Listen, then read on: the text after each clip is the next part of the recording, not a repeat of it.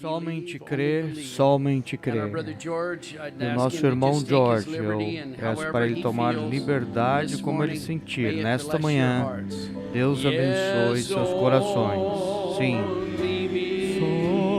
Somente crer, somente crer.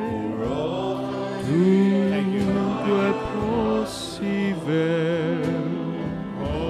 Somente crer, somente crer, somente crer. Tudo é possível. Somente crer. Creio, Senhor. Creio, Senhor. Tudo é possível. Creio, Senhor. Creio, Senhor.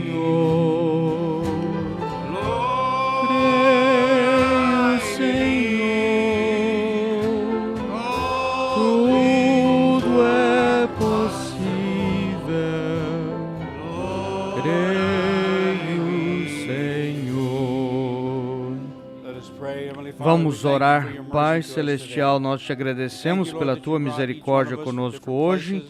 Obrigado por nos trazer de diferentes lugares e nos juntar na casa de oração.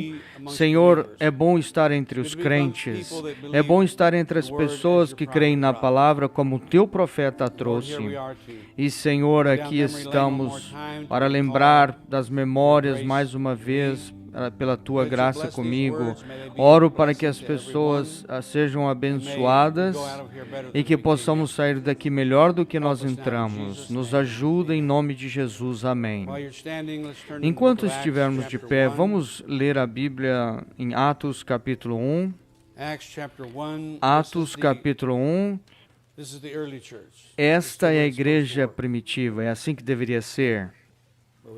Você sabe, mas hoje tem muitos ramos desde então, mas no começo aqui diz no verso 6, aqueles, pois, que se haviam reunidos, perguntaram-lhe, dizendo, esse é o Senhor Jesus, Senhor, restaurarás tu neste tempo o reino de Israel, de novo, em outras palavras, quando se livrarmos dos romanos, vamos desfrutar das bênçãos de Deus? E disse-lhe, não vos pertence saber os tempos ou as estações que o Pai estabeleceu pelo seu próprio poder, mas recebereis a virtude do Espírito Santo, que há de vir sobre vós, e ser-me-eis testemunhas, tanto em Jerusalém, nesses 3 anos e meio que têm estado comigo, vocês serão testemunha dessas coisas, aqui em Jerusalém, como em toda a Judéia e Samaria, e até os confins da terra, e até aqui em Phoenix, Arizona. O Evangelho não caiu de paraquedas. Algum sacerdote católico nos trouxe até aqui, muito tempo atrás, e agora nós temos sido restaurados a toda a palavra. Podem se assentar. Então, como vocês já têm percebido, Deus é um Deus de variedade, e eu não tenho todas as respostas. Não ficam aí fazendo perguntas, você pergunte ao seu pastor. Mas estamos felizes por estar aqui em companheirismo e estarmos com o irmão Ron e todos vocês. Muitos vêm de muito longe. É sempre uma benção olhar e ver algumas pessoas que eu conheço. Já estive em vários lugares, mas eu conheço alguns de vocês. Ser uma das últimas testemunhas ocular desse grande ministério é uma grande responsabilidade. Bem, temos bons pregadores, não preciso fazer isso, mas ninguém tem a minha história. E quando chegarmos do outro lado, não estivermos usando relógios e celulares, eu vou sentar e ouvir as suas histórias, uma de cada vez, porque todos nós temos história a contar. Sabe, eu era a águia que nasceu no galinheiro batista. Alguns de vocês veio da igreja Mormon, todos os tipos de igreja católica. E estamos felizes porque Deus se revelou e estamos aqui na palavra. Veja, nós não temos o privilégio e o direito de jogar pedra no galinheiro. Existem águias por aí, simplesmente vivam uma vida autêntica cristã e isso atrairá os outros. Muito simples. Então, eu tenho uma longa história, vou tentar resumir. Bom, não vou dizer o tanto que eu vou contar para você. Bem, eu tenho muita história aqui no Arizona. Meus pais se conheceram em Los Angeles, na escola bíblica, e se casaram em 1944, e minha mãe era de Tucson, meu pai era de Kansas City, Missouri. Ambos eram americanos. Então vocês pensam que era algo diferente? Meu avô veio da Nova Inglaterra, em Vermont, e o bisavô veio da Inglaterra. Então ele era bem parecido comigo. E então eles graduaram na escola bíblica e eles imediatamente falaram: a vontade do Senhor para nós é para irmos ao México e encontrar essa tribo que não tinha nenhuma língua escrita e começar a trabalhar com a Bíblia. Veja, isso pode parecer muito bom, mas lembre, não havia GPS, então eles tinham uma ideia onde eles moravam, então eles entraram num caminhão militar e foram até onde puderam ir, depois andaram de cavalo, 4 dias até as montanhas. Eles eram recém-casados, falavam 2 palavras em espanhol, e o desejo de traduzir a Bíblia era muito, muito importante, porque talvez você não note os fatos, mas no nosso mundo hoje existe 7.000 línguas conhecidas. Somente poucas falam inglês.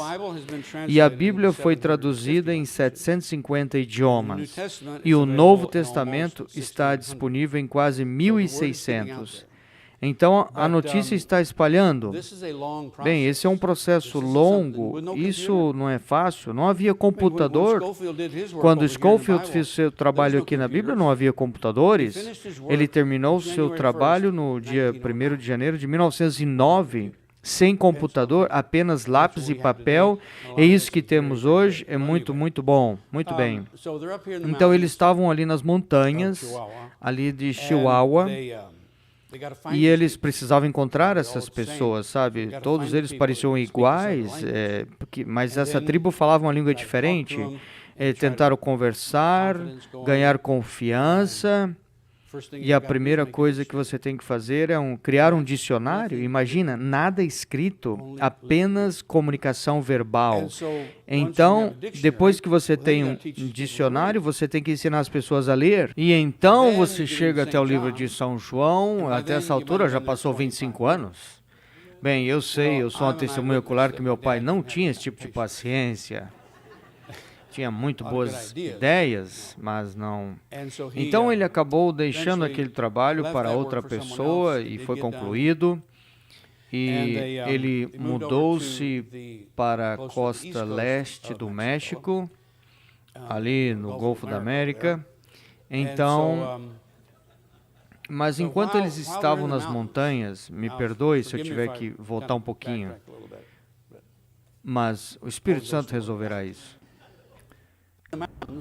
Mas enquanto eles moravam nas montanhas, sendo uma família nova, haveria de nascer um bebê, eles saíram das montanhas, em vez de ir para o Arizona, onde a minha avó mora, eles entraram no trem e foram para a cidade do México, onde era a sede dos tradutores da Bíblia. E ali foi quando a primeira criança nasceu, final de agosto de 1945. E esse sou eu, certo? Por isso que na família grande eu sou sempre o número 1. Então, o fato, eles voltaram para montanhas, ficaram por lá um tempo, mas agora estamos morando na costa leste do México.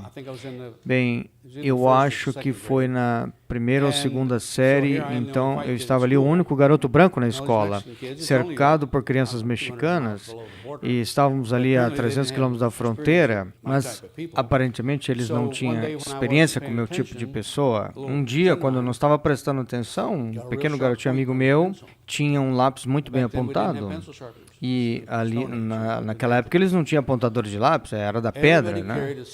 Todo mundo carregava uma lâmina nos seus livros, seguro, sem brincadeira. E quando eles precisavam apontar o lápis, eles iam lá e... Então, quando eu não estava olhando, ele foi lá e golpeou no braço. Então, ele viu que eu tinha sangue vermelho e falou, agora podemos ser amigos. Essa foi a minha primeira cicatriz de batalha. Então, me colocaram na sexta série em espanhol e em casa, mamãe estava nos ensinando a ler a Bíblia em inglês, mas ela tinha regras bem rígidas. Então, tudo tinha que ser testado primeiro, na posição, e depois, sabe, depois passava para os outros. Então, uma das regras era, você fala inglês dentro de casa e você fala espanhol fora de casa. É uma regra. Então, você sabe, ela criou-nos assim, e mesmo quando outro missionário americano vinha e falava espanhol perfeitamente, falou, essa é a pessoa que você tem que falar inglês, sabe? As crianças aprendem isso. Eu tinha um amigo lá onde eu morava. Essa senhora tinha um restaurante chinês que tinha uma criança de 3 anos. E essa criança já sabia como falar inglês, 2 tipos de chinês e com quem falar e se comunicar. Então as crianças podem aprender e fazer muitas coisas.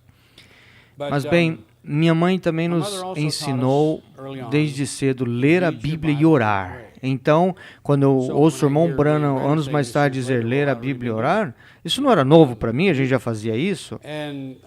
Então aqui somos filhos de missionários, sentávamos sempre na primeira fila. Ninguém nos perguntava, vamos à igreja hoje à noite? Não. O que você gostaria para o jantar? Nunca ouvi esse tipo de coisa, sabe? Você simplesmente senta e fica quieto, em silêncio. Era um mundo diferente. Então, ouvindo o Evangelho 3 vezes por semana, sabe, tudo era em espanhol. E assim, Deus estava preparando algo, Ele estava preparando algo para mais tarde. E então, quando eu tinha 9 anos, o que nós chamamos de encontro com o Senhor Jesus Cristo. Obviamente, não para eles, para mim também. A Bíblia disse, Romanos 3:23, que todos pecaram, e todos os Smiths, os Branhams, os Peterson, todos eles, todos pecaram. Nenhum deles podia chegar à glória de Deus, mas Deus abriu o caminho. Ele enviou Paulo, Paulo escreveu aqui, aqueles que invocarem o nome do Senhor serão salvos. Então aqui eu estava com 9 anos de idade, batizado na Igreja Batista, nos títulos, como muitos de vocês sabem, nós não nascemos como anjos, não. E ali era Páscoa de 1955. E vamos chegar para a boa parte daqui a pouco, não vá dormir ainda. Então, quando eu saí da sexta série, eu tinha 12 anos, meus pais decidiram que eu deveria morar com outra pessoa no Texas pelos próximos 6 anos para ter o equilíbrio. Por isso que eu carrego esse nível aqui, para te lembrar do equilíbrio. Não simplesmente que você comeu, que você deu para o seu cachorro, mas tudo nas suas horas que está de vigília tem que ter equilíbrio. E então, celebrei meu aniversário de 13 anos em Houston, Texas, com pessoas que eu não conhecia, mas a vida continuou, moramos em Texas, em vários lugares, e então em janeiro de 1962 tive um encontro mais próximo, eu era mais velho, você sabe, e me mandaram a morar com meus avós, meu avô em Tucson, Arizona, minha mãe nasceu em Tucson, ela morreu em Tucson, então, em muitos sentidos, eu tenho um lar. Então aqui estamos...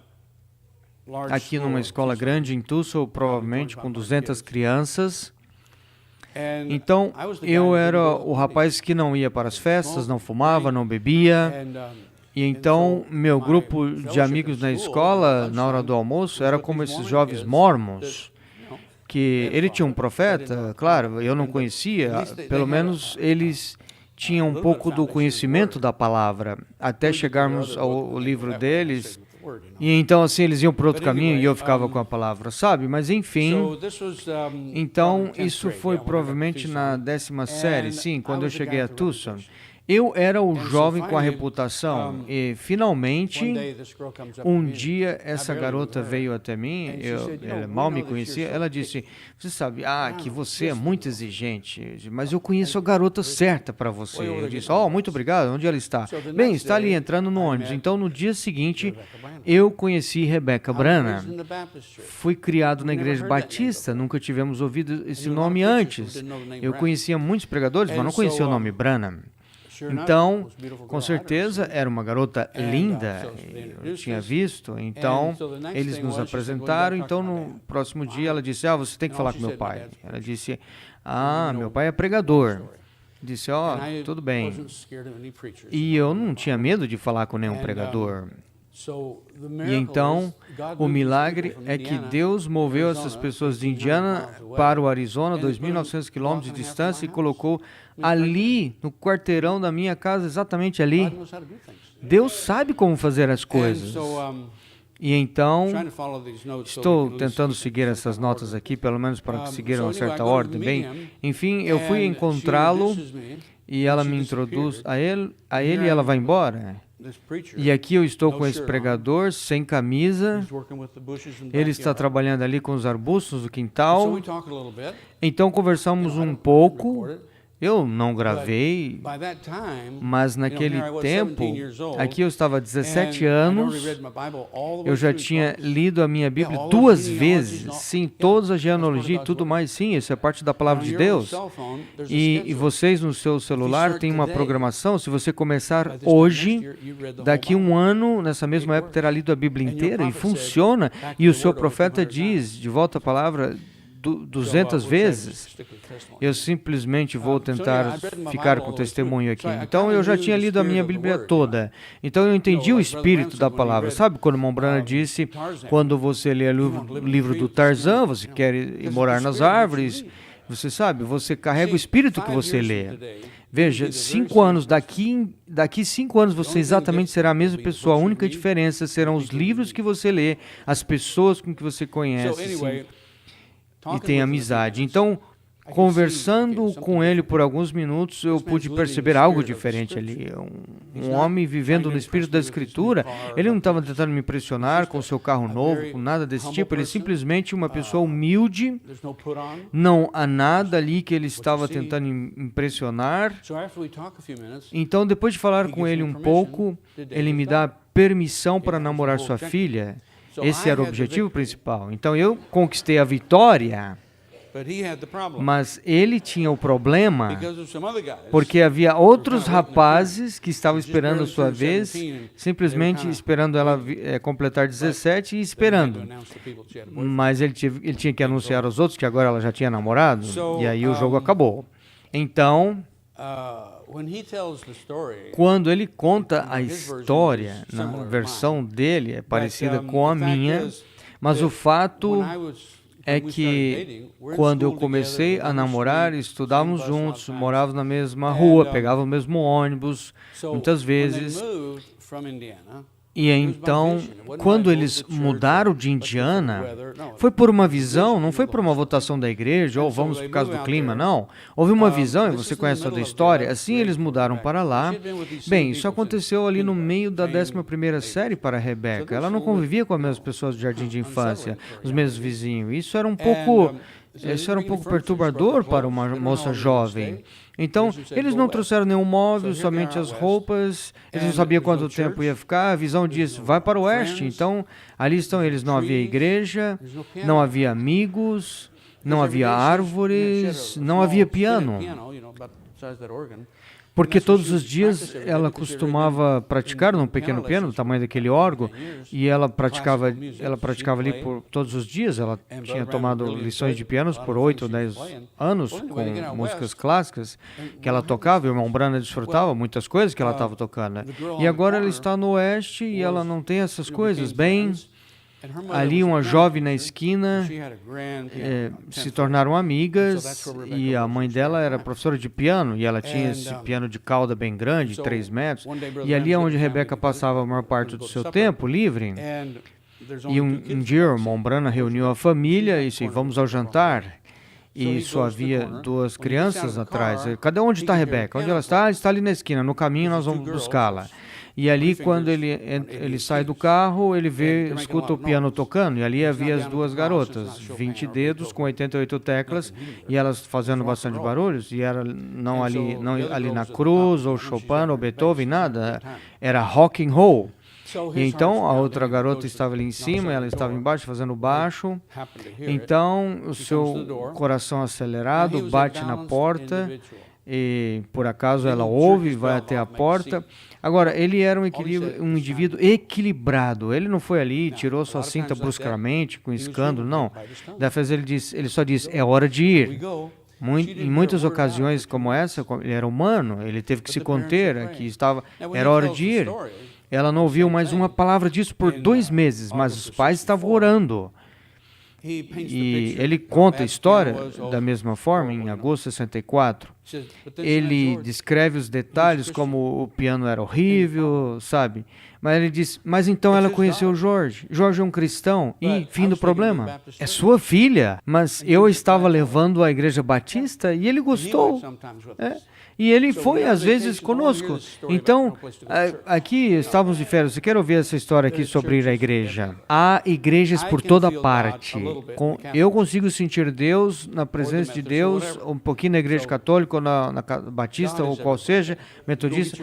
Deus está em toda parte. Vai, tira a sua parte. Bem, enfim. Então, íamos à igreja batista e... A primeira reunião que assisti foi em junho de 1963. Ele pregou em Tucson e pela primeira vez eu vi o púlpito. Bem, ele não me deu uma lista de fitas para ouvir, você precisa ler esses livros. Não, ele confiava em mim. Por quê?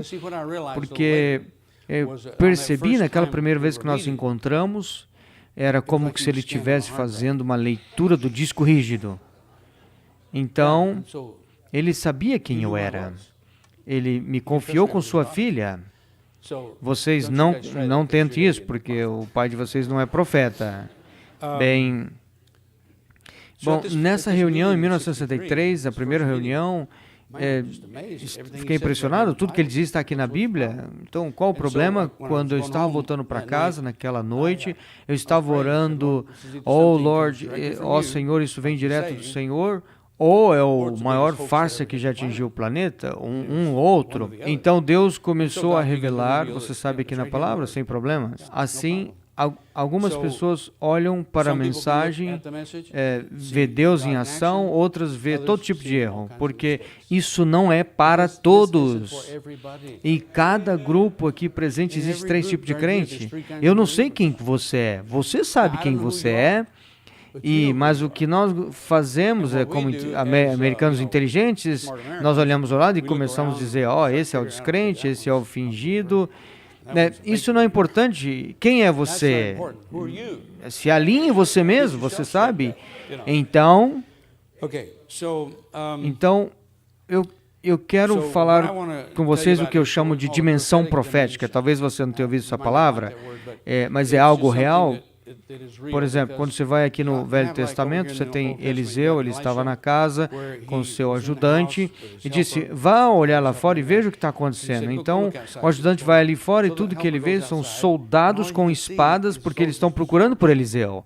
Sabe, eles estão muito irritados, então ele vem tremendo, aí estamos perdidos, eles vão nos matar. E Eliseu não tirou o cinto para chicoteá-lo e dar um tapa, não, simplesmente colocou a mão dele e disse, Senhor, abra o olho desse rapaz, desse jovem. Estava tudo calmo, ele vai lá fora, olha, ele vê anjos. De onde eles vieram? Eles estavam lá o tempo todo, simplesmente numa dimensão profética, mais rápido do que esta.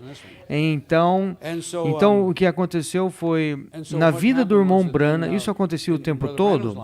Se ele estivesse aqui, neste culto de 460 pessoas, mais ou menos, aí você diz, estávamos nessa reunião, tinha milhares de pessoas. Não é porque ele era ruim em julgar os números, é porque ele via mais do que nós vemos. Então, em uma ocasião, em janeiro de 1950, ele estava em encontro de reuniões de 10 noites em Houston, Texas. E havia pessoas sendo curadas, muitas coisas acontecendo, e havia esse ministro batista que pensou que era o seu trabalho provar que estava errado, que era coisa do diabo, e estava fazendo um grande escândalo. Então o irmão Bazur, ajudando o irmão Branham na época, disse, irmão Branham, nós temos que fazer algo, os jornais estão nos fazendo ficar ruins. O irmão Branham disse, não, nós não vamos perder uma noite com esse homem, onde há centenas de pessoas para orar, não vamos perder tempo.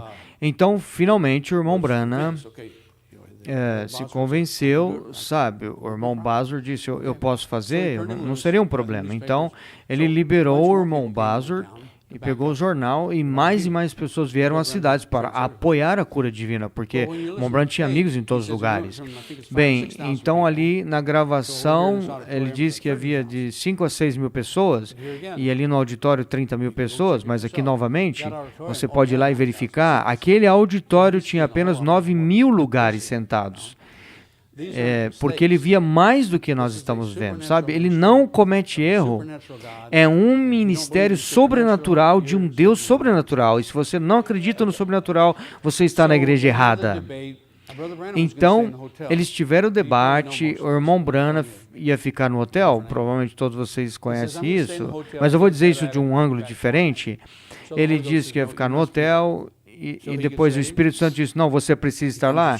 Então ele se prepara, ele vem à igreja, então a sua esposa, seu irmão e Rebeca e sua filha de 4 anos, Rebeca. Agora, ele diz que veio para o culto disfarçado. Ninguém sabia o que ele estava vestindo, ele nunca explicou isso, ninguém sabia que ele estava lá. Então ele subiu ali na galeria, onde ele podia ver o púlpito, e ele estava sentado ali, observando tudo lá no púlpito. Então o irmão Bazur diz para o Batista, agora, Senhor, no Antigo Testamento temos 7 nomes compostos da redenção de Jeová. Sim, é isso mesmo. Agora, podemos aplicar esses princípios a Jesus Cristo, sim ou não? Bem, o Batista teve que pensar um pouquinho, porque se eu disser não há salvação, se eu disser que sim, inclui a cura divina, e eu não sei sobre agora, mas naquela época eles não permitiam que a cura divina fizesse parte da expiação, portanto estava tudo errado. Então, enfim, eles tiveram o debate, não ficou assim a ponto de se desentender muito. Então, finalmente, o irmão Bazur disse, agora, não sabemos se o irmão Branham está na reunião? Você está aqui, você podia apontar para alguém na reunião? Consigo ver alguns de vocês? Mas se houver 10 mil pessoas ou mais, quem sabe que está lá? Ele disse, se o irmão Branham estiver aqui, ele é bem-vindo aqui ao púlpito para despedir a audiência. Então, o irmão Branham se levanta sua cadeira, mas antes disso, ele estava com Rebeca no seu colo, assim como alguns de vocês com suas filhinhas. Essa é a primeira vez que Rebeca pode sentar no colo do seu pai na igreja, porque todas as outras vezes o papai dela está aqui e todas as outras garotinhas estão nos colos dos seus papais sentados e ela se sentia excluída. Então, quando ele desce aqui, ele coloca a Rebeca lá no assento e ela lembra ele descendo assim os pés, descendo pelos degraus. Então, ele vem até a plataforma. E ali tinha uns fotógrafos profissionais que tirou algumas fotos, queria mostrar suas fotos e assim por diante. Então eles estavam tirando fotos, mas quando o irmão Branham descreveu a situação, ele disse que havia todas essas pessoas, que havia muitas pessoas doentes, muitos de vocês estão aqui bem, você teve seu café da manhã, tem um carro bom, mas naquela época não era diferente história. Se você tivesse algum parente doente, você queria ir aonde estava o homem de Deus. E aí estavam todas essas pessoas. Ele disse que havia casos ali que faziam o coração do homem de ferro derreter. Então, ele disse de que 500 diáconos fez o caminho para esse passar, porque todos queriam tocá-lo. Então, ele desce aqui e fala algumas palavras. E ele diz, eu não preciso dizer mais nada, ele está presente. Não sei se vocês têm a foto dele aqui com a coluna de fogo, porque a única foto que saiu naquela noite foi essa foto. Todas as outras que revelaram Apenas uma saiu. Então, o irmão Branham diz, é melhor você ter esta foto do que se a coisa real vier no quarto, porque os seus olhos podem te enganar, sabe? Então, em outro lugar, ele orando, ele estava pregando, e ali tinha essa fila de oração, e ali estava essa senhora com essa foto, e de maneira para estabelecer o contato, ele disse, vamos falar dessa foto. Ele disse, na minha mesa em casa tem um depoimento de uma senhora que estava no hospital, ela estava morrendo, eles abandonaram, mas ela tinha a foto na cabeceira, na sua mesinha, você sabe, ali na foto que foi tirada em Houston. Então, o testemunho foi de que ela estava orando, que a luz saiu da foto e ficou sobre ela, e ela curou e foi para casa, e isso aconteceu várias vezes, pelo que eu ouvi desde então. Então, eventualmente, eles vão encontrar a foto. Sim. Mas enfim, o fato é que, moral da história é que anos mais tarde, quando Rebecca está ouvindo a gravação, como nós fazemos, ela ouve ele contar esses fatos, e ela diz para a mamãe, mãe, você é a única pessoa que lembra? Você viu aqueles 500 diáconos? Ela disse, não, querida, eram anjos. Como assim? Como nos dias de Eliseu? E eles estão aqui também, só que numa dimensão mais rápida, não precisamos deles aqui agora, ok? Então, essa é a dimensão profética.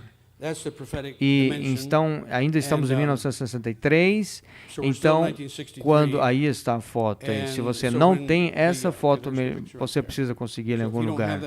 Ok, muito obrigado. Então, dezembro de 1963, eles foram para Indiana por 2 semanas. Mas você é jovem, cheio de vida, está apaixonado, e a sua namorada viaja por 2 semanas. Bem, isso é muito tempo. O coração bate. Então, eu consegui uma carona com outras pessoas e fui. Foi um verdadeiro milagre, porque é uma viagem que durou, 30 horas. Então, chegamos lá no início da manhã no domingo, 29 de dezembro. E eu me surpreendi, eu estava ali no Tabernáculo Branham pela primeira vez. Nossa, quanta gente! E ali ele tinha bastante liberdade na igreja, no tabernáculo, e ele está pregando. Bem, quando fomos para almoçar naquele dia, ele sabia que nós íamos à escola juntos e fazíamos parte da música e que eu ajudava a liderar o coral da Igreja Batista. Então, no almoço, ele disse, Jorge, eu quero que você cante esta noite. Eu disse, eu cantar no Tabernáculo Branham? Ele disse, sim.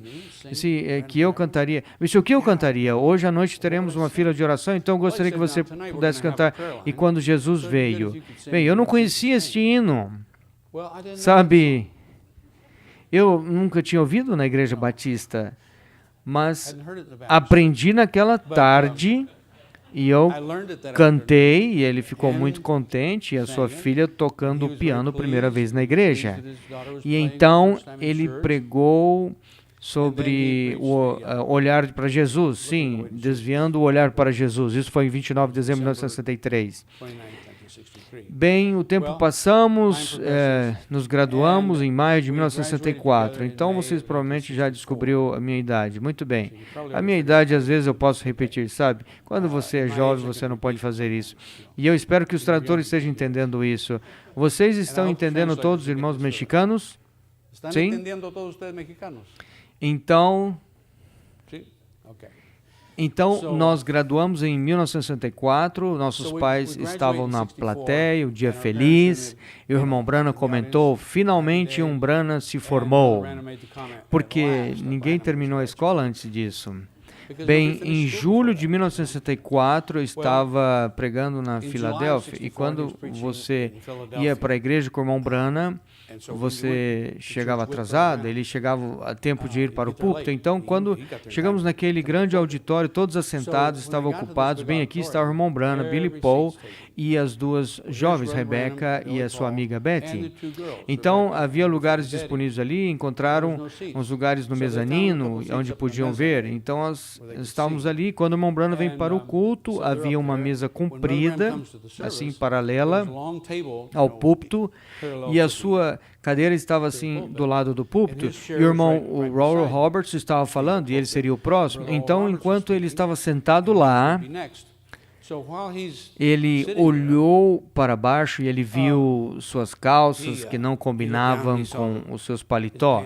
Então ele alcançou ali bem com cuidado, apalpou o paletó de Oral Roberts, você sabe, assim foi delicadamente. Então ele levanta e prega uma poderosa mensagem, sabe, o Deus poderoso revelado. Quando estavam voltando para o hotel, Rebeca disse, eu vi o que você fez. Ele disse, você não acredita no terno, é de sedas, uns $1.000, sei lá, em 1964. E ele olhou para baixo e percebeu que não combinava, ele usava um casaco marrom, calças pretas, não tinha combinação, mas não importava, e a roupa dele provavelmente era R$49,95, mas qual é o objetivo disso? Ambos homens de Deus, um tinha que ter tudo banhado de ouro com perfeição, sabe? E o outro era mais importante que ele tinha para dizer. E ele gostava de coisas boas, mas ele não precisava ter as melhores, sabe? Só queria o trabalho feito, entende? Bem, em outra ocasião ele estava pregando, e você encontrará isso nas fitas, onde ele está num grande auditório, uma cortina atrás dele, e assim ele começa o culto, e ele diz, eu quero mostrar para você o segredo dessas reuniões. E ele levanta a cortina, e ali está o John Ryle, de barba branca, joelhos no chão, orando. Disse, é por isso que essas reuniões têm sucesso. O Montblanc não tinha um botão que podia apertar. Vocês talvez gostamos de pensar 60, 70 anos depois, como alguém que estava lá. Não, mas ele passava dificuldade, caminhava pela fé. Quando ele foi pregar os selos, ele, claro, tinha se preparado para isso, estudou, mas ainda não tinha todas as respostas. Quando ele estava a caminho do púlpito para o primeiro culto, ele disse que parou no escritório de Billy Paul e disse, Billy, se você alguma vez orou ao papai, ore agora. Eu não sei o que vou dizer para essas pessoas, eles estão todos esperando. E sabe, mesmo quando ele estava pregando os selos, enquanto ele conduziu o culto, ele não sabia o que viria depois, mas ele caminhava pela fé um passo a cada vez. Portanto, não pense que Deus vai te mostrar 3 milhas à frente para hoje. Fique equilibrado. Então, nós temos que dizer alguma coisa sobre como era o namoro, isso é importante. Bem, eu não estava namorando a filha do profeta, propriamente dito, era a filha de William Branham, eram bons amigos, ele era um bom pregador, eu não sabia tudo que eu sei hoje. Eu estava focado na jovem, tudo estava funcionando muito bem, mas nós tínhamos que estar até às 11 somente, não podíamos ficar até tarde, até alguns dias da semana. Então, quando nós movemos para a nossa casa, nós tínhamos um telefone preto de discar. Quem dos anos 50 vai lembrar. E então, que está nas lojas de antiguidade. Então, o irmão Branham instalou em 1963, era um telefone de mesa e tinha botões de apertar. Mas aí tinha um receptor, você não podia caminhar com ele, estava grudado na parede. Então as pessoas descobriram o número dele e o chamavam para tudo. Sabe, é carro branco ou carro vermelho? Eles viam, que importa? Mas ele era gentil, ele queria ajudar as pessoas, mas um dia ele teve o suficiente. Ele pega o telefone e vira e viu que tinha um número atrás. E ele viu que podia mudar um botão, ficava mais alto e ficava desligado. Então, é uma solução fácil. Então, ninguém podia ouvir. E agora? Eu ligava, mas ele não podia ouvir. Então, ele desligou. Então, Rebeca disse, o que vamos fazer? Naquela época, eram adolescentes. Nós tínhamos mentalidade de adolescentes. Nós não tínhamos essas coisinhas aqui hoje. Nós não tínhamos as coisas que temos hoje, mas morávamos um quarteirão de distância, mas gostávamos de falar no telefone, mas era assim como era. E então, ela disse, o que nós vamos fazer? Eu disse, muito simples, viu? Um homem sempre tenta dar um jeito, né? Eu disse, vamos alinhar os relógios exatamente na mesma hora. E na minha casa eu tinha irmãos mais jovens e tínhamos que encontrar um momento que o papai estava ocupado assistindo algum tipo de jogo para ter acesso ao telefone. Então, às 7 horas eu vou te ligar. E graças ao seu papai, que não pode tocar o telefone, né? Mas às 7 horas você pega o telefone e estarei lá. Então ela pega o telefone e diz, olá. E como tinha um cordão comprido, ela podia levar o telefone até o armário, fechar a porta, e ali tínhamos um pouco de privacidade. Você sabe, o amor conquista tudo. Então, às vezes, o irmão Branham oferecia para usar o Cadillac dele. Naquela época, era o melhor que tinha no mercado. Hoje, você tem muitas escolhas. Cadillac acabou sendo carros mais feios, mas naquela época eram uns carros bonitos. Então, eu tinha um Ford, um caminhãozinho Ford. E o meu carro tinha 2 portas, não tinha ar-condicionado, não tinha som, era 3 marchas, bem simples. E assim, às vezes eles ofereciam o Cadillac. Então, por que ele tinha um Cadillac? Porque os homens dos negócios do Evangelho queriam que ele tivesse um novo Cadillac cada ano. E ele dizia, não, a perua é suficiente para mim. Mas quando o Mon Argenbright, da Califórnia, entregou o Cadillac 56, ele deu as chaves, falou, coloca, parque, estaciona ali e vai embora, e deixa as chaves lá.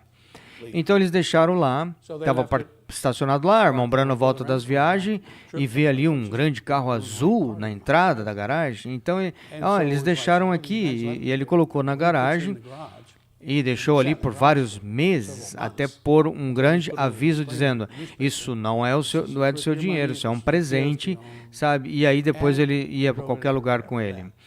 Então ele tinha a perua e o Cadillac. Era um carro de quase 9 metros, tinha um motor V8, 2 carburadores, era um carro muito bom. E com ar-condicionado. E ele disse, leve o meu carro. Eu disse, muito obrigado, senhor. Estacionei o meu caminhãozinho e peguei o carro. Mas veja, o carro tinha que botar a gasolina mais cara. Eu podia encher o meu tanque com gasolina por 23 centavos o galão. Isso era muito tempo lá atrás, mas não havia bomba automática, pessoa que faz isso, você tem que ir lá e abastecer você mesmo. Mas esse carro tinha que colocar uma gasolina de 36 centavos por galão, então recebemos $2 de cada, você sabe. Bem, isso é algum dos desafios que enfrentamos, mas sabe, e aqui eu estou no meu carro Ford indo para a igreja, e paramos para pegar a Rebeca, e aí está a Rebeca, minhas irmãs, e ali estava 3 ou 4 irmãos meus, sabe? E ele veio nos despedir, e ele disse, que veículo cheio de pregadores ali, mas eu não tinha visto nenhum pregador, eram meus irmãos pequenos. Você sabe como os irmãos são, eles ficam no caminho, atrapalhando. Então o tempo passou, de fato, todos os 4 foram frequentar a escola bíblica, igrejas missionárias, e todos eles foram pregadores batistas. Eu fui o primeiro, mas eventualmente veio 5 meninos e 5 meninas, sim. Então, e às vezes o irmão Branham ia para a igreja conosco, ele amava ouvir a palavra, e no final de 64 o Senhor disse para o irmão Branham, você precisa encontrar uma casa, você vai ficar, não é temporário, você vai ficar. Então eles começaram a procurar uma casa e o empresário ofereceu uma casa em Phoenix. Acho que na época valia como $100 mil, assim. E ele disse, Jorge, como vou viver numa casa dessa? Uma grande casa, uma grande entrada, uma casa grande, as pessoas vêm nos carros minúsculos para receber oração, e como isso vai dar certo? E assim o Senhor dirigiu ele para uma casa em Tucson. Era uma casa que estava quase terminada, ele não tinha terminado, não tinha carpete, você sabe, ele deixou isso para o dono. Então, o irmão Branham estava fazendo o negócio, ele estava na porta, olhando para fora, e ele gostava dessa propriedade, porque tinha espaço ali para a sala de jantar, e seus troféus e assim por diante. E ele estava ali na porta, e o construtor do lado de fora olhando para dentro. E eles estavam ali discutindo o preço, e enquanto isso, José, mais ou menos 8 anos, estava ali colocando o dedo na fechadura da porta. E o irmão Branham não tirou o olho do rapaz enquanto enquanto falava, e de repente ele vai ali no seu bolso e tira um canivete e coloca no buraco, e ali tira um escorpião. Então, ele podia ver aquilo em outra dimensão, ele não estava olhando assim, mas esse tipo de coisa era comum para ele. Houve um tempo, como Rebeca estavam dizendo, que eles estavam no restaurante e eles estavam almoçando e havia um policial em outra mesa, e assim que a comida do policial chegou, o seu rádio começou a chamar e ele se levantou e saiu correndo com as luzes acendendo, e o irmão Branham continuou comendo. Ele disse, não se preocupe, ali, algumas quadras atrás, um rapaz caiu da árvore e está tudo bem, quebrou o braço, mas está tudo bem. Rebeca sabia que não o papai de todo mundo podia fazer isso. Então, durante o final de 64, 65, eles estavam trabalhando nessa casa, sabe, terminando, cuidando dos detalhes. Então, em 65... Eu acho que era bem corajoso na época. Eu não tinha o batismo, não tinha o Espírito Santo, não tinha o carro. Então, assim, nós conversamos e aí chegou a hora de eu ir conversar com o homem. Então, eu tive que encontrar um horário para falar com ele, ele era muito ocupado. E eu sentei e disse, irmão Branham, eu estou aqui para conversar. Então, ele começa a falar. Ele sabia por que eu estava lá. Então, ele falava de todos os tipos de coisas por volta do mundo, de todas as diferentes coisas. Então, eu disse, irmão Branham, tudo isso é muito bom, mas eu estou aqui por um propósito. Qual seria? Bem, senhor, deve ter notado que eu admiro a sua filha, então estou aqui para pedir permissão, com a sua bênção, para nos casar. E ele estreitou os olhos assim, ele disse, olha, Jorge, eu dou permissão para ficarem noivos, mas nem pense em casamento até que ambos tenham o batismo do Espírito Santo. Isso vale para hoje também, sim. E então eu disse, obrigado, Senhor. A vida seguiu em frente. Sabe, uma pessoa inteligente estaria de joelho orando, qual será o próximo? Então, em julho, eles foram embora de novo. Eu não sei como eu cheguei lá, mas fiquei 10 dias lá e 2 semanas em Indiana. Eu estava lá quando ele pregou os ungidos dos últimos dias, uma das mensagens poderosas. Mas aquilo passou por cima da minha cabeça, eu estava ali, eu ouvi. Em 1º de agosto ele pregou pela manhã e provavelmente deve ser depois do culto da noite. Eu pedi, antes de entrarmos no carro, de voltar para Indiana, haverá um tempo para me batizar corretamente? Claro, então, segunda-feira, 2 de agosto, aí fomos à igreja e ele me batizou no batismo cristão, certo? Acontece que eu fui a última pessoa que ele batizou, eu descobri isso mais tarde. Então, aí eu estava já de volta em Tucson, agosto de 65, e eu tinha o batismo correto, eu tinha o carro, eu tinha a jovem sobre o contrato, estávamos progredindo. E estávamos dirigindo com o meu carro, era muito bom, você sabe, mas ele gostava. Então, parece que do nada ele disse, Jorge, se você alguma vez tiver a chance de ir para Israel, a sua Bíblia será um novo livro. Bom, eu nem estava pensando no livro, não estava pensando sobre Israel, eu estava pensando na jovem. Mas foi isso que ele disse. Bem, eu não sei porquê, mas 8 anos mais tarde, em 73, nós fizemos a primeira viagem e deu tudo certo. Muito diferente.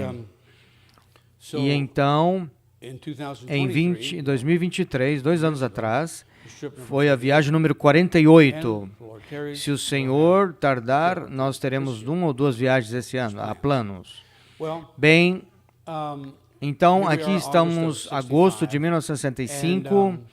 Eles estão terminando a casa, ficando bonita, a entrada, os carpetes, todas as coisas. E o irmão Perry Green estava pensando seriamente em mover para Tucson, mas a sua casa no Texas, sua mãe era uma costureira, então já tinha tirado algumas medidas e ela estava fazendo cortina para essa nova casa. E ela estava na cidade para colocar as cortinas. E então, quando ele estava lá, ele teve alguns cultos em alguns lugares, mas você sabe, eu era um adolescente, eu não estava envolvido em muitas coisas. Então, durante essa visita, o irmão Branham disse para o irmão Green, parece que esse garoto vai ser meu genro. Por favor, leve ele e ore por ele pelo Espírito Santo. Bem, vocês sabem, vocês conhecem o irmão Perry, a maioria de vocês, ele é uma figura imponente.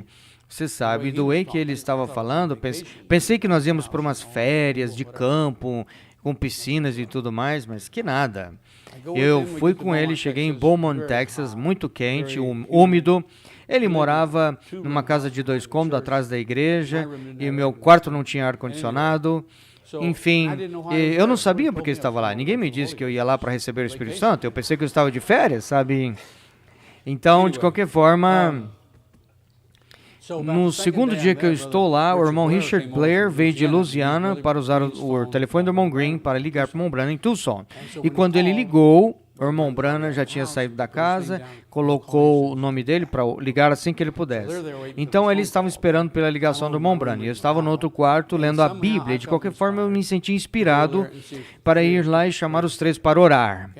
E nós estamos ali ajoelhados no banco orando. Enquanto orávamos, que tudo que eu posso ver, assim, visualizar na minha mente, era um dia nublado e, de repente, raios de vida surgindo, alguns raios descendo como lápis, sabe?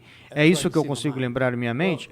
Bom, logo depois daquilo, o telefone tocou e era o irmão Branham ligando para falar com o irmão Blair. O irmão Green atendeu o telefone e ele disse, só um minuto, senhor. O irmão Branham disse, primeiro deixa-me falar com o George. Então, eu peguei o telefone, saudei, ele disse, eu quero ser o primeiro a dizer, parabenizá-lo por receber o batismo do Espírito Santo. Bem, eu sabia que algo estava acontecendo, mas ele sabia como teimoso eu era, então ele explicou para mim o que acabou de acontecer. E a partir daí, tudo foi crescendo, ficando maior, maior. Você não recebe tudo de uma vez, mas assim foi como começou. Bem, no próximo dia eu liguei, recebi uma chamada da minha mãe, Tucson. Ela disse, temos uma carta aqui do presidente Johnson, eles precisam de você no exército, ok? Então voltei para cá. Em uma semana eu já era um soldado americano com o Espírito Santo. Então até aqui tudo bem. Bem, agora estou em Louisiana fazendo treinamento básico, terminando as 6 primeiras semanas de treinamento, com a graça de Deus. E o irmão Branham está pregando em Shreveport, 130 quilômetros de distância. Então consegui uma autorização e Rebecca veio me buscar para o culto. E sábado eu tive um tempo com o irmão Branham. E fiquei preocupado porque, sabe, aqui eu não tinha treinamento, eu estava com o básico, eu não sei se me transformar num soldado, o que eu vou fazer. Então, ele estava muito ocupado, sábado de manhã, então eu apenas me expressei brevemente. Ele disse, Jorge, não se preocupe, os passos do justo são ordenados pelo Senhor, sem oração, sem nada. Simplesmente, eu disse, olha, tirou a carga de mim, olha, ele me chamou como uma pessoa justa, era isso que eu precisava, sabe? E então, enfim, ele citou as Escrituras. Então, em dezembro de 65, eu estava em casa por algumas semanas, livre do serviço militar. Lembro-me ajudar ali, colocar as camas para casa, porque queria terminar logo. Porque o plano era ir para Jeffersonville, pregar, pegar o carro e voltar. Enquanto isso, Rebecca ficaria na cidade, tirando as coisas do apartamento, levando para casa, para que eles pudessem mudar para a nova casa, certo? Ele não trocou o carro, não trocava carro porque era um egoísta, não, ele trocava carro por causa de alta quilometragem. E se você não entendesse de carro, olhava para ele, você falava que era novo porque ele mantinha novinho. Então, a ideia era sair no sábado, dia 18, para dirigir e voltar. Quando ele viajava, às vezes ele ia sozinho, muitas estradas de mão dupla. Ele gostava de sair cedo, às 6 da manhã ele já estava a caminho. Podiam ir dormir sem problema, chegava lá. Então ele saía cedo, ele tinha certas regras. Se ele estivesse sozinho ou com Billy, ele vestia jeans, botas, não importava. Mas se ele estivesse com a família, ele vestia um pouco melhor, talvez uma gravata, melhor, sabe, melhor. A Bíblia sempre era a última coisa que ele colocava na mala, porque não colocava nada em cima da Bíblia. Se você ouvir, ele diz bem claramente, nem mesmo os meus livros, nada em cima da Bíblia. Enfim, essas eram as suas regras. Eu não ia acordar às 5 da manhã para despedir. Fui na noite do dia 17 para despedir dele. E então estávamos ali no quarto, nós mesmos conversando, e eu notei a cadeira ali na porta com calça jeans e botas, e ali eram suas regras, e eu perguntei o que é isso. Ele disse, a gente nunca sabe quando vamos ter problema no carro. Eu sabia que ele nunca tinha problema no carro, mas ele não disse nada, eu não disse nada, e aí em menos de 24 horas sofreu a colisão frontal e quase morreu. Isso foi na noite de 18 de dezembro. Nós chegamos ao hospital em Amarillo no domingo, no dia seguinte, e as pessoas começaram a se reunir. Não tinha telefones, era só o telefone na parede, não aceitava o cartão de crédito. As pessoas começaram a chegar, queriam saber, queriam investigar. Ele estava lá na UTI com 12 leitos, estavam todos enfaixados, não podia falar, não conseguia enxergar, tinha uma traqueostomia, e eu entrei para ver o que tinha acontecido. Ele falou comigo durante aqueles poucos dias, só para orar, porque você só tinha 10 minutos.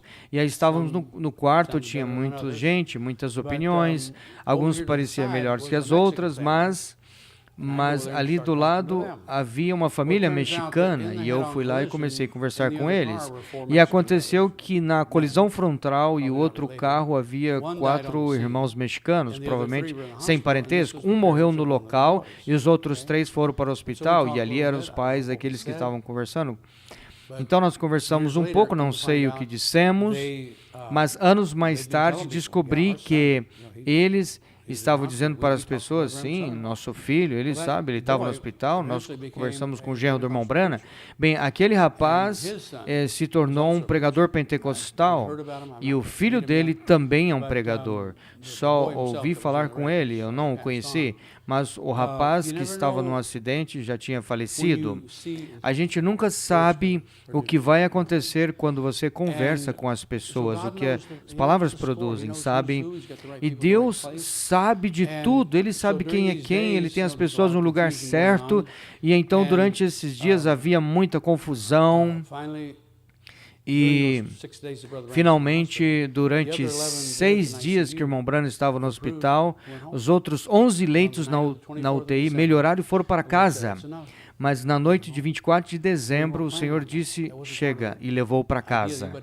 Nós não tínhamos planejado isso, não fazia parte dos planos de ninguém, sabe? Olhando para trás, ele dá algumas dicas aqui e ali, mas não percebemos, porque naquela época não havia fita cassete, era simplesmente esses rolos, e colocava fita para ouvir, precisava, não era como hoje, você colocou isso. Hoje está tudo aqui, o que o irmão Branham falou, em todos os celulares no planeta, em mais de um idioma, então não há desculpa. Mas então o Senhor o levou, e no dia seguinte providenciamos várias ambulâncias avião, onde podia colocar a cama, e aí voamos de volta para Jeffersonville. Eu tinha que ter voltado para o serviço militar, porque eu não pude ficar para o funeral, mas o fato é que eles fizeram um funeral, mas a família não podia decidir aonde deveria ser, em Jeffersonville ou em Tucson, qual a nova casa. Então o agente funerário disse, não se preocupe, eu tenho um lugar onde posso deixá-lo. Quando vocês decidirem, me avisem. Então, nós éramos como os discípulos, sabe? Quando o Senhor partiu, o que fazemos agora? Estávamos nessa trajetória e agora Ele se foi, mas Deus tem um plano. Você sabe, as pessoas, a maioria das pessoas que estavam lá estavam procurando milagres. Quantos milagres? Mas não estavam ouvindo o que ele dizia. E agora ouvimos o que ele diz. Claro, começamos a imprimir tudo, e enquanto isso, eu estava de volta para Louisiana, aí na escola, aprendendo como cozinhar para centenas de pessoas, e Rebeca estava aprendendo como cuidar da mamãe, da irmã, do irmão. E então, você sabe, quando eu queria ligar, eu tinha que ficar numa fila comprida, porque tinha 10 telefones na parede, com 10 linhas. Não é como é hoje. Bom, finalmente, chegamos em março de 1966, e eu sabia o que Deus tinha feito por mim, eu sabia que Deus tinha feito algo por Rebeca, e eu sabia que Ele estava guiando. Então eu disse, vamos casar na próxima quarta-feira, 30 de março de 1966. E tivemos um casamento privado na casa, somente para a família, e partimos para a lua de mel em Indiana. E então, sabíamos que naquele tempo que o funerário ia ser em Indiana. E então, nós dirigimos até lá, e na segunda-feira, 11 de abril, estava um dia chuvoso e tranquilo. A chuva não ia embora. Estávamos nós reunidos para o enterro. E Billy Paul sempre manteve contato com sua avó, a mãe de Hope.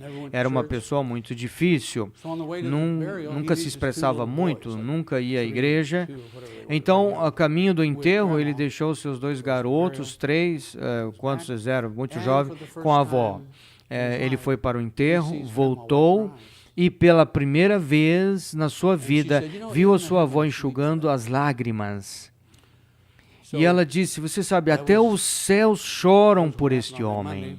Então, foi isso que aconteceu naquela segunda-feira. Voamos para a Califórnia e no dia 15 de abril parti para o Vietnã por 1 ano. Sim, eu fui um dos sobreviventes, foi um dos 52 mil que não morreram. E então, lá estava eu trabalhando no hospital de campanha por 1 ano. Mas estávamos de olho no calendário, sabe? Não havia FaceTime, não havia férias, nada, somente cartas e tal. E demorávamos 2 semanas. Então, ali, essa foi uma provação de fogo, mas Deus estava cuidando, observando. E então, eu voltei, terminei meu compromisso de 2 anos. E em outubro de 67, comecei a trabalhar em impressão das mensagens em espanhol. Algo que outras pessoas tentaram, mas deixaram um parágrafo e começavam de novo. Basicamente, assim nós começamos do zero, começando certo. Porque veja aqui, nós ouvimos a gravação em inglês, aqueles que vocês entendem inglês, nós ouvimos uma fita em inglês, nós sentimos a unção, alguma coisa nos produz em nós. Mas isso é lógico que essas pessoas em espanhol, em francês ou qualquer que seja, deveriam sentir algo igual quando ouvirem, sabe? Não existe como tradução palavra por palavra. Veja, leia a Bíblia em Lucas, Jesus disse o que significa, bem, há muito poucas palavras antes. Não é palavra por palavra, é a expressão do que foi dito. Como você viu, 2, 3 tradutores aqui, as pessoas agora, eles não estavam dizendo cada palavra, ele estava dizendo, isso é o que ele disse, sabe? Então, isso foi o que tentamos fazer para colocar a mensagem em espanhol, com o mesmo espírito do inglês. Veja, obviamente, usamos todas as palavras que podiam, mas como o irmão Branham disse, você pode encontrar na fita, ele disse que há um ditado em inglês, algo que eu morri de rir, mas o que isso dizer? Não sabíamos a expressão. Mas se você pegar a expressão palavra por palavra, ele coçou ele até morrer. É bobo, mas é isso que você entende, sabe? E o irmão Branham teve muitas expressões americanas que elas nem estão no dicionário. Você sabe, há coisas que nem sabíamos que ele quer dizer. Tivemos que ir para Diana conversar com as pessoas para saber o que ele dizer. Ele dizia, eu empacoto água. Bem, o que você empacota água? Na mala. Você carrega a água. E em inglês ele disse de algo como uma bola estranha, mas sabemos o que é uma bola, mas o que está errado com a bola? Então, usamos pássaro raro? Ah, perfeitamente, entendido. Enfim, eu traduzi uma pequena... Enfim, eu traduzi um pequeno folheto, um resumo breve, uma parte da história da sua vida. Ele ascendeu aos céus e deu dons aos homens, e eu traduzi isso quando estava no ensino médio, e ele gostou disso. Quando eles estavam construindo a casa, enquanto ele estava terminando a casa, ele estava terminando a sala de jantar, montando, colocando os animais ali, ele sabia que eu era bilíngue, então ele me perguntou um dia, ele disse, como posso dizer ninho de águia em espanhol? Então eu falei de cor e escrevi para ele. Então eu escrevi para ele anos mais tarde e ele foi lá e colocou na sala de jantar, nido de águia. Sabe? E isso foi assim que surgiu. Bem, então a mensagem era sobre espanhol e outros idiomas. Isso levou muitos anos. Então avançamos até 2002 e nessa época estávamos morando em Tennessee. Rebeca estava sentindo muito ruim, ela tinha um tipo de dor, ela não sabia o que era, ela não conseguia tocar o local e nenhum médico queria examinar. E finalmente encontramos um doutor que cuidou dela e ela tinha um tumor grande no rim. E em 2002 ela foi operada, claro, eles monitoraram depois disso para ver o que o tumor desenvolvia, e aí chegou nos pulmões. Então, em 2006, ela já tinha por vários hospitais, e estávamos aí em Tucson, e então, isso não era qualquer pessoa, é uma pessoa que morou com o irmão Branham há 19 anos, ela sabia sobre fé e milagres, mais do que eu, e nós estávamos crendo, mas essas coisas estavam piorando cada dia, sabe? Então, havia todo mundo orando, as pessoas de outros países. Então, não foi falta de fé, não foi falta de oração, mas um dia, em outubro de 2006, uma irmãzinha nos ligou da Virgínia, um amigo da família. Ela disse, eu estava preparando na mesa hoje e houve uma visão ali. Eu pude ver o irmão Branham e todas as pessoas, uma fila de oração, ele está pregando com fé. Então, você, irmãzinha, obrigado por orar pela minha filha, Rebeca. Fala para Jorge que tudo estará bem. Bem, talvez não seja do jeito que eu queria, mas tudo ia ficar bem, sem problema.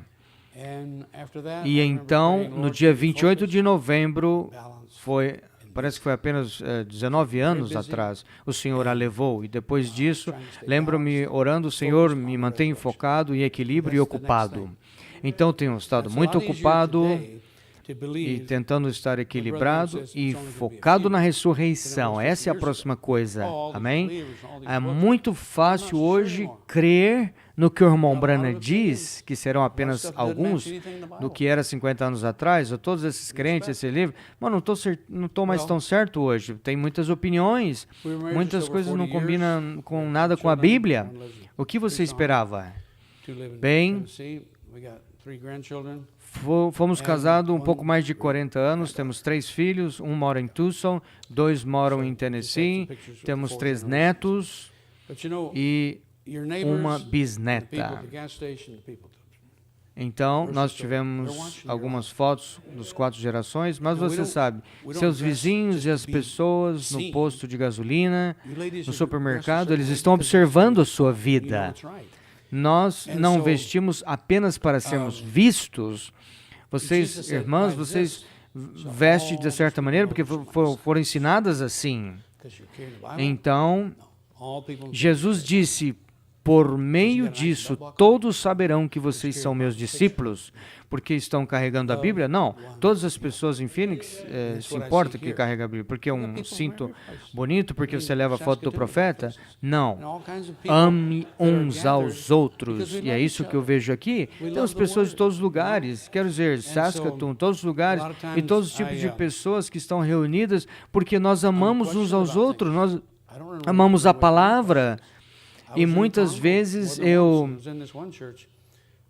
eu sou questionado sobre as coisas. Eu não fujo das perguntas. Eu estava em Congo mais de uma vez, estive nessa igreja com pelo menos 5.000 pessoas e não havia paredes, é tudo concreto, sabe? Então, estou falando com um tradutor em outro idioma.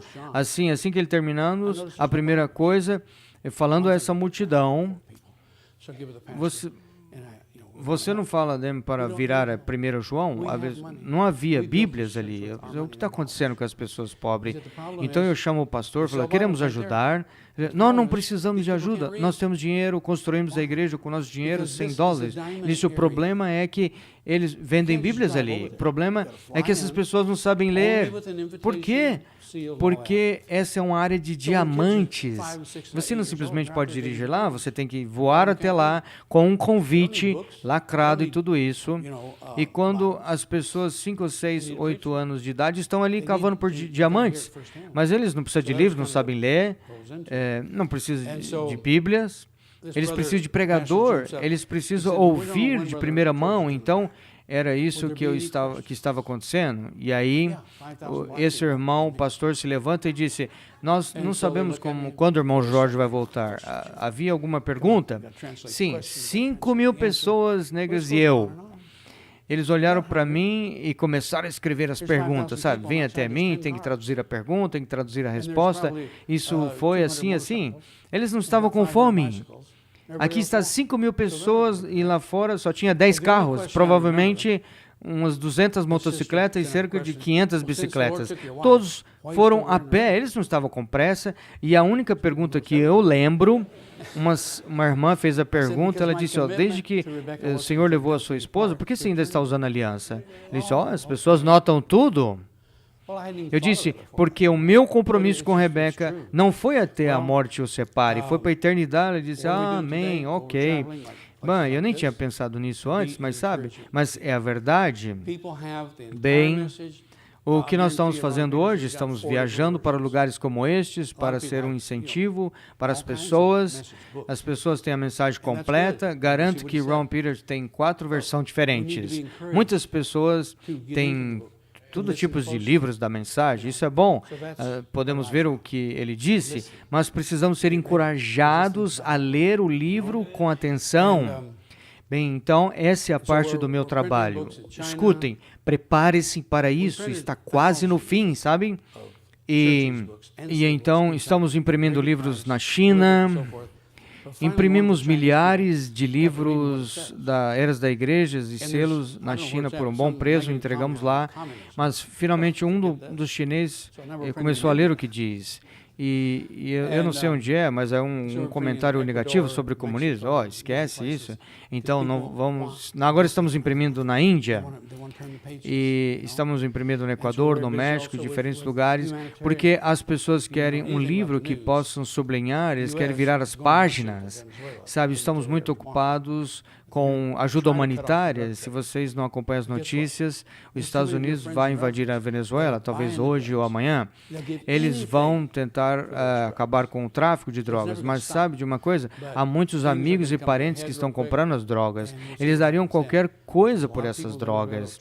Isso nunca vai parar, mas as coisas vão chegar a um ponto crítico muito rápido e veremos o que vai acontecer. Então, há muitas pessoas na Venezuela que tentamos ajudar com $100 aqui, $100 ali, só que eles pudessem comprar comida para sobreviver. Bem, uma última coisa. Eu tenho um amigo que Deus comunica com ele em sonhos, e Deus comunica em sonhos.